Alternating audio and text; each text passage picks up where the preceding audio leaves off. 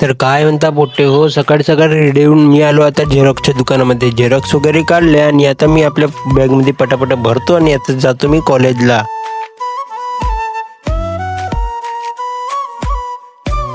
मग कॉलेजला पोहोचून गाडी पार्किंगला लावून देतो आणि गणपती बाप्पा मोरया म्हणून मी आता क्लासमध्ये जातो. A few moments later. आता रिसेस झाली होती म्हणून आम्ही आज सुरू केलं एक गेम. तुम्हाला जर तुमचा घराचा नक्षा वगैरे काढायचा असेल तर तुम्ही आम्हाला संपर्क साधू शकता. आम्ही पूर्ण बारकाईने तुमचा घराचा नक्षा काढून देऊ.